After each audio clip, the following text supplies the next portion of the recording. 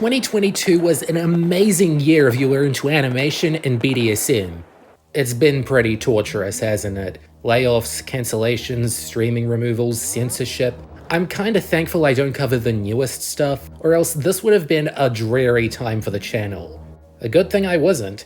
I've covered 15 different cartoons made from 1984 to 2013, ranging from timeless masterpieces to they had their hits.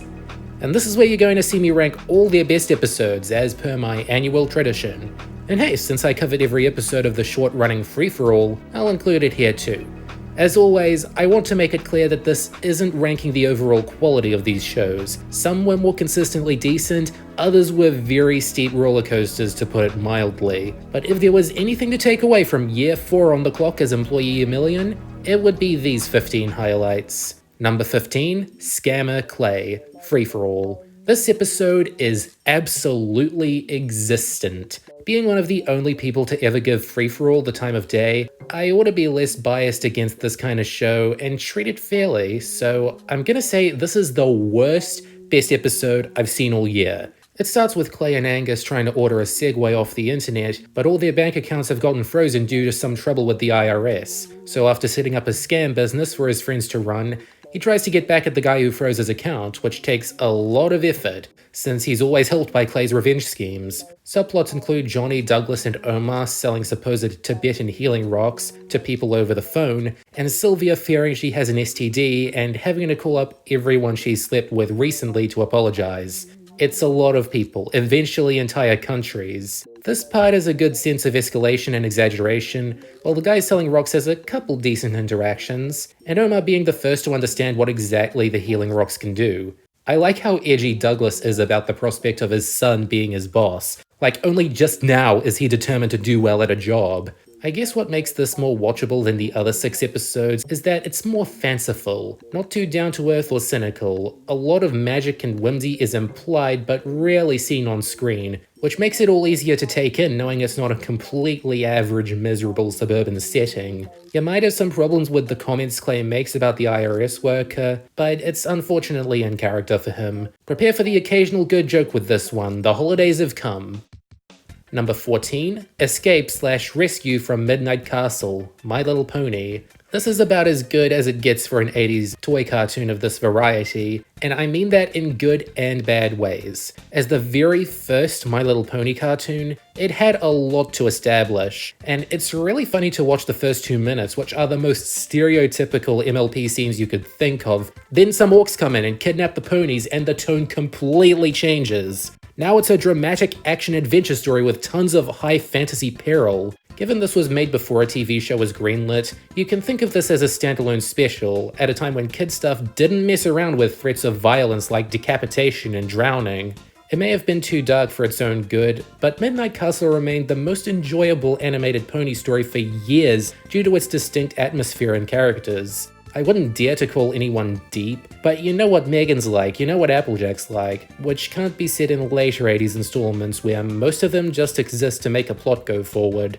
The star of the show is undoubtedly T-Rex though, setting a pretty high bar for villains that no one else was able to reach. I love his design, his world, his commanding presence and dramatic plan. I kind of prefer this incarnation of T-Rex to the G4 one past his debut. The songs here are pretty good too, with the extended renditions of the MLP jingle having suitable lyrics, and Dancing on Air and the Sea Ponies song being well orchestrated and performed. The only one I didn't care for was the Moochix, but he's a character I barely remember existed anyway, and it only serves to give Megan a Chekhov's tasty rainbow to save the day. You can't really call this a super deep or clever story, but it's the 80s, you had to take what you could get. Whether or not Bonnie Zackley had much involvement in these early specials beyond creating My Little Pony in the first place, it's good to know her world was brought to life in a decent way. Number 13, Nigel Knows Best, The Wild Thornberrys. The Wild Thornberrys was an amazing idea for a show that got tiresome a bit too quickly, so I doubt it's a shock that my favorite episode of the lot comes from the first season. Nigel Knows Best has 2 stories, the main one being Eliza and Nigel sailing the Incan mountains on traditional Incan paint, with Nigel taking the journey slow and steady and Eliza wanting to go faster and explore more, to disastrous results. It gives her something to learn that can't easily be repurposed for other adventures, and it's a vital lesson in mountaineering. Not that she has the best company, with Santusa the llama sharing her thrill-seeking temperament. As the title would suggest, it's the ideal showcase of Nigel's strengths as an explorer and a funny cartoon character. He may be a total eccentric and not a very hip dad, but his finest moment is in this adventure, finding Eliza half buried in snow and building an igloo and a fire on a snowy mountain to save her life. One of the primary goals the creators of the Wild Thornberrys had to achieve was depicting parents in a positive light, and it doesn't get more positive than this, without sacrificing humor or enticing storytelling. The B-plot isn't as amazing, but it's still got some laughs. It's about Marianne getting worked up over a package her mother sent over, and Debbie helping her get over it. This was one of the first times Grandma Sophie was brought up, and chalk it up to evolving characterization or comedic value, but this was one of her funnier influences on a narrative. Still, Debbie's able to help out, bridging the generational gap somewhat, and giving you more than one reason to check this one out again. Number 12. Do I hear a Rolts? Pokemon. Here it is, my favorite episode of the Advanced Generation. It isn't going very high, but I don't think the anime's ever ranked very high in any of these, has it? I've been covering it for years now, so it's a good feeling when it can still surprise and entrance me, as is the case here. Max takes it upon himself to care for a sick, lost Rolts, a daring task considering his lack of experience with Pokemon compared to the others. Earlier Max episodes ranged from fine to why are we doing this? So this was a big step up for the character. The pressure is immense, so it's fitting how triumphantly the resolution is delivered, that this little nerdy kid who lacked hands-on experience in raising Pokemon pulled through, saved it from developing pneumonia. You just knew the God of War family would make for a good anime episode. They've got great designs with a mysterious charm, which their appearances here play into. I still think the ending with the Rolts talking to Max is really corny, but that's a compliment. Some Pokemon have been able to talk for the whole series, and with a few exceptions, I've always found it pretty funny. But I get that these instances always have a lot of awe behind them. I also want to say this was one of the better uses of Team Rocket in this era. Since you expect them to just be comic relief characters at this point, you get what you want. They balance out the more somber tone of the A story, and they don't outstay their welcome. The battle they have with Ash is pretty strong too. You get everything here: heart, humor, an epic battle, and an epic Pokemon. They make 50 episodes a year, and I can't expect them all to be this great. But I can rely on them to surprise me with something like this once in a while, keeping watching the anime exciting. Number 11, Johnny Bravo meets Adam West. Johnny Bravo. Let's go back to a simpler time when Adam West was still alive. Johnny Bravo confronted a lot of celebrities all throughout his time on Cartoon Network. Donny Osmond, Luke Perry, Weird Al, but I guarantee you the first one you remember is Adam West. While his star hadn't faded by the time he teamed up with Johnny Bravo, his fling with him led to new incarnations of him in two of the most popular animated shows of the following century. Say what you want about the writers of this episode, but they were onto something with this kooky night on the town. When Johnny freaks out over his mama being late coming home from shopping, there's only one man who can help him. Your typical villain-fighting, weightlifting, suit-ripping dude who's on Johnny's exact wavelength. It's pretty serendipitous how this all turns out, with even the show's retro art style lining up with the era of the actor's most famous role. There's no flirting from Johnny in this episode, just a total bro-out between two of the densest bricks in Aran City. And it's great how from the start, West seems to be in on the joke. When he gets names wrong or flexes his physical and mental gymnastics, he sounds completely genuine, like this is all just how his mind works. It's great. My only problem with the episode is that the ending isn't particularly funny or unpredictable, and this is a story that seemed to be leading to something truly nuts. But given all the madness that goes on in Aran City, even in the less exaggerated first season, I guess it's nice that we got a mostly chill hangout episode with a great celebrity and very snappy jokes. It all heads west, not south. Number 10, Clone Demonium, back at the barnyard. The longer Back at the Barnyard went on, the more surreal and chaotic it got, so I would advise against checking this episode out if you haven't seen much of the show. Watch it all in order, and when you get here, it'll all make sense. Otis and Abby made clones of themselves in a previous episode, and now they've come back to party. They're as annoying as sin, but for once in their lives, the Barnyard Gang, even Otis, get too exhausted to put up with them. So new ground is being tread, and unfortunately, the plan Otis cooks up only leads to more chaos. Clone Demonium really gets you on the same wavelength as the Barnyard Gang. They're tired and loopy, and you will pee too. but it'll likely be a pleasant kind of loopy, where you can go with the flow and like the song they write about sad clones, this random farmer suddenly becoming a villain who wants to profit off the cloning potential of the Barnyard Gang, and it all ending with the clones slagging off back to the wilderness with a Mrs. Beatty clone. It's madness, but it's a fun madness that still adheres to a hilarious story, nuts as it may be. More clones means more characters, sort of. But my favorite would have to be the Pip clone that comes out larger than the others. He can only say dude, it's the only word in the English language he has to know to get his points across, and that's masterful character writing. It all seems loud and assaultive, but it's really satisfying whenever they throw you a really well-structured gag or routine. It makes me less ashamed to like it. This thing is only 11 minutes long, but it's gonna feel like you're getting dozens of hours of comedy out of it. It never hits the brakes, and golly gee does it create an experience. Number 9, Dreamscape, American Dragon Jake Long. You know what's cool about American Dragon? How it revels in fantasy and comes out with fresh takes on it. That isn't much truer than when they set an episode in the Dream Realm, a literal fantasy land. It's the perfect place for Jake and Rose to date without the Hunts clan spying on them, and when they take some information from Rotwood's mind so Jake can pass a test, they let a chimera loose in the realm. I can totally buy it coming from the center of Rotwood's subconscious. So a pretty big oopsie, but far from Jake's worst, so he and the gang, Rose included, travel through the Dream Realm and don't just track down the chimera, but learn some things about each other and their associates. A lot of them are just entertaining scenarios that do something to flesh them out, I guess. Spud Superhero Paradise is my favorite. It makes complete sense that he'd want to be such a respected figure, just one who doesn't need to use his head. But what makes it all the more exciting to see them is how drab these corridors are. They're dull, crooked, and creepy, providing wonderful contrast to the more exciting worlds of the character's subconscious, and foreshadowing to the big reveal we get when Rose journeys deep into her own. I won't spoil what she finds, but I guess I'm already spoiling a lot of the first half of the show just talking about this episode, huh?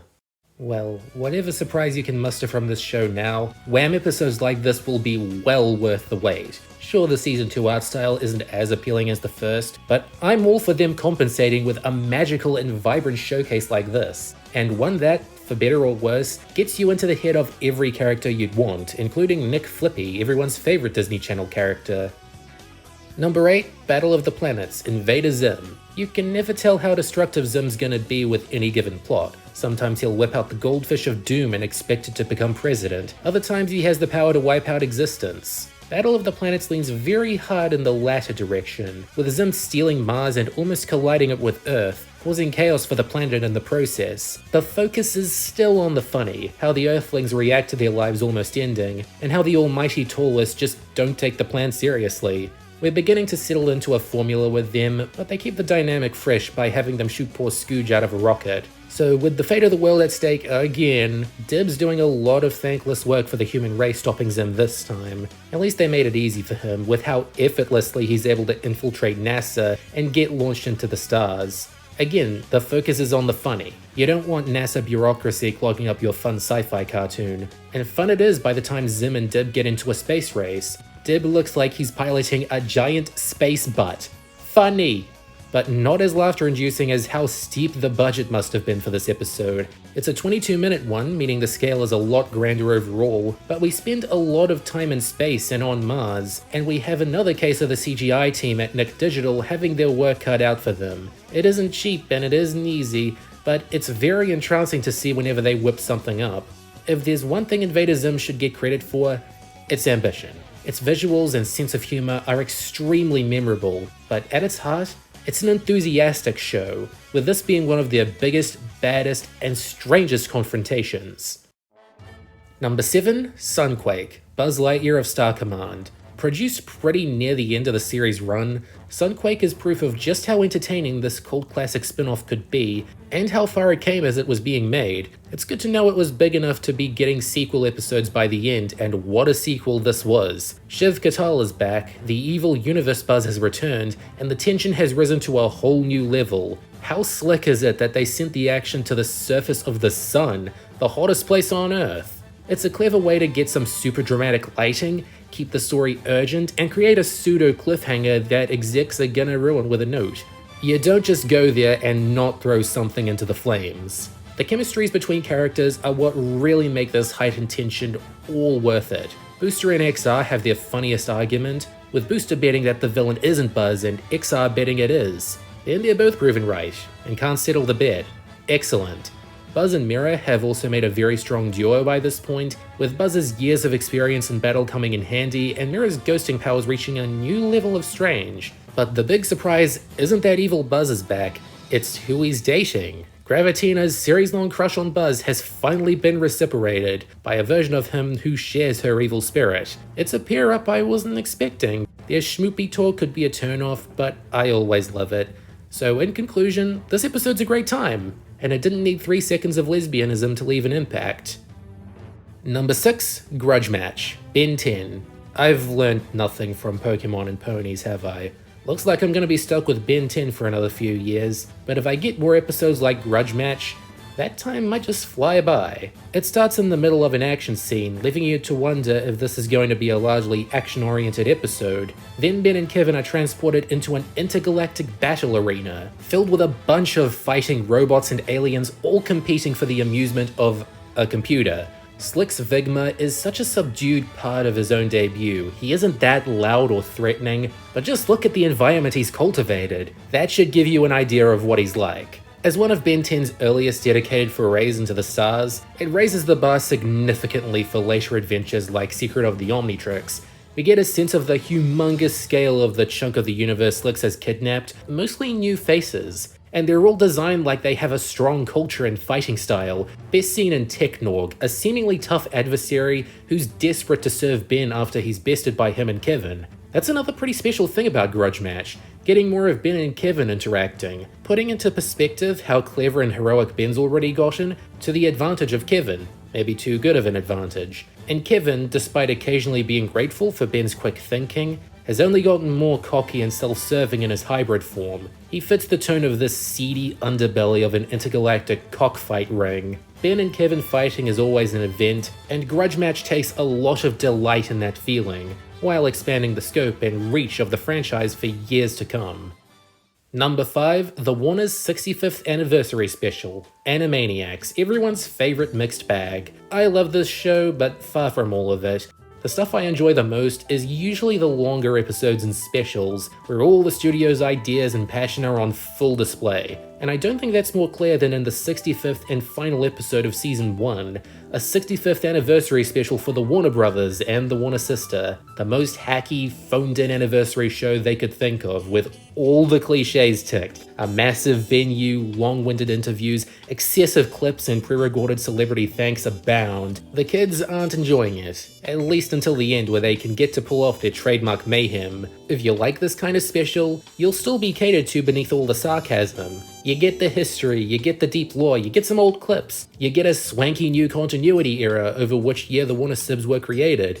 My favorite thing about how this history is presented is that the Warners are depicted as loose cannon outcasts by Looney Tunes standards. Even comic icons like Bugs and Daffy are brought in to recall how weirded out they were by their shorts. And what's a deep dive into Looney Tunes history without poking fun at their earliest creations? The antagonist to the special is Buddy, the second major Looney Tunes star, who's been universally panned for being completely bland and toothless.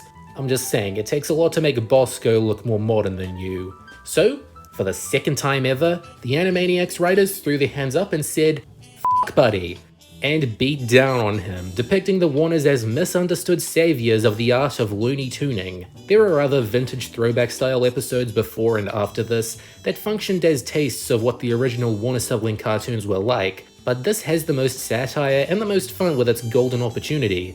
Or somewhere between gold and platinum, closer to platinum than gold. Number 4, Dan vs. Art, Dan vs. Always happy to bring more attention to this forgotten part in the short history of the hub. My favorite episode involves Dan discovering his car's been ruined, yet again, by the artist Art Artstein, so he wages a war on the world of art.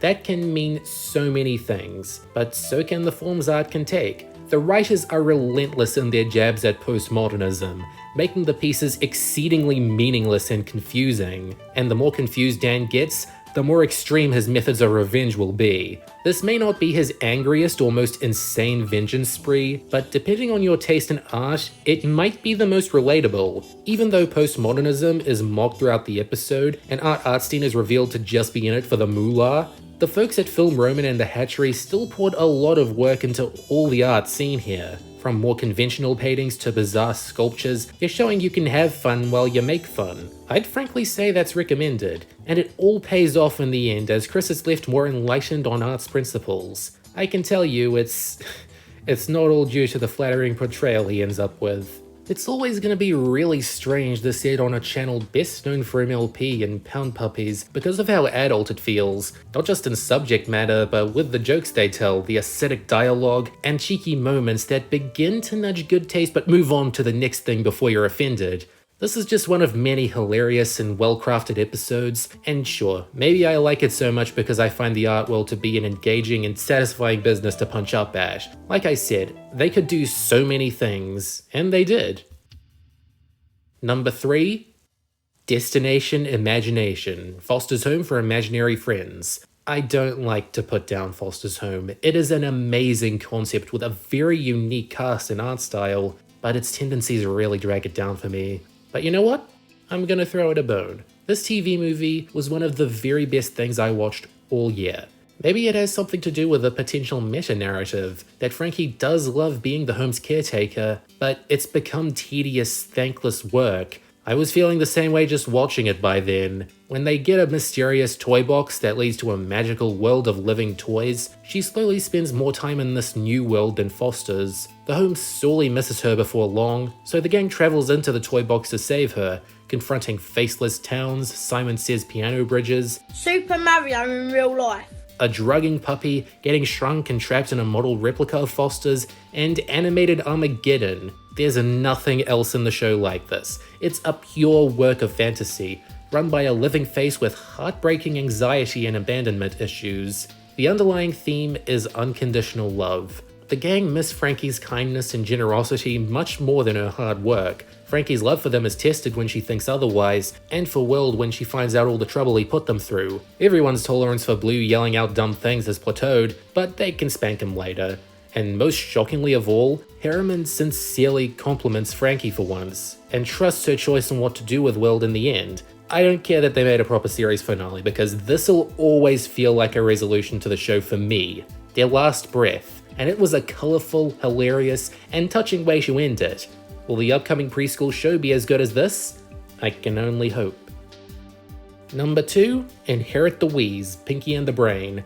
You don't often look at Pinky and the Brain and think, okay, this is serious business. But if they had to get a very special episode, it's a relief that it still had a clever story and sense of humor. It starts with Brain being force-fed cigarettes by an Acme lab scientist as he's quickly developed a nicotine addiction. Throughout the episode, he gets roped into an even more dangerous scheme than his own fare, advertising cigarettes to kids. The crippling new addiction, combined with the very slimy threat of indoctrinating children into filling their lugs with tar, make this a pretty messy situation, and one you really want to see Brain break out of. But it's really Pinky who should be getting the credit here, being more upset with Brain than ever and begging him to give up smoking throughout the episode. Kids are naturally going to relate to Pinky and understand his fears, and keep them in mind if their parent or teacher or boyfriend ever picks up smoking. Sure enough, sour every once in a while, he thinks Brain's actually an elf before long, but I really wish we got more of this confrontational Pinky.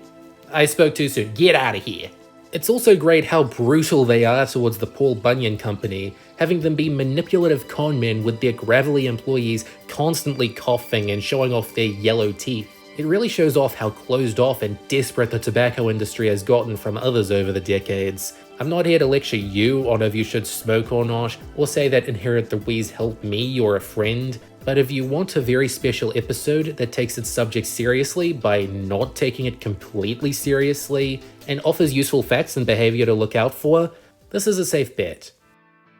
Number 1, The Chronicles of Meep, Phineas and Ferb. Were you expecting anything else to be number 1? My favorite episode of my favorite cartoon. It should be easy to guess why it's up here. I love Phineas and Ferb to death, and this is so reflective of the point where they were firing on all cylinders. It's built around a nice message to not judge a book by its cover, this little alien who can only say its name being much more powerful than he appears. But they're still very cheeky about the message, initially giving you mixed feelings about Meep before heading full force into a sci-fi adventure, a genre notable for being anvil central. They keep you guessing, they keep you surprised, and they keep you laughing. I know these jokes like the back of my hand, but still laugh when they come on, and I believe that comes down to how well they write the characters. Candace is the ideal character to teach this lesson too, with how one-track minded she can be, and how awesome it is to see when she uses her wits. You can see a bit of Last Day of Summer in this climax, it's interesting. Doof's tragic backstories are just a part of his personality now, which is a very good thing for a sympathetic villain such as him. Isabella's crush on Phineas is tested and twisted when another cute force threatens her chances, and the security guards at the Bangaroo convention creep me out. Christ guys, take a chill pill. And this shouldn't sound as surprising as it does, but Phineas and Ferb are the best characters here. They give Ferb a lot to do here, great physical comedy and remarks, and a kick-ass song. And Phineas is so blinded by optimism here that it elevates everything. Big Mitch needed a foil like him, someone who doesn't want to see the bad in anything, just the good, cool, and fun. Makes you wonder what else they could have done with him in this sort of dynamic. I guess you can consider the Chronicles of Meep one of a kind in some sense, even compared to its sequel, Meepless in Seattle. I love that one just as much, it's even bigger, cuter, and more sassy with its message, but with the original, there's just more than meets the eye. And there you have it. I hope that made your year a little brighter at the last minute. Sorry if Scammer Clay was your favorite episode of these. I encourage you to rank your favorites from each of these, like every year. What am I gonna do next year? Take care of a lot of children. Babies, opposites, ducks, you name it. So, see you all in 2023. Oh yeah, I'm also gonna do the Shrek movies soon, so look out for those.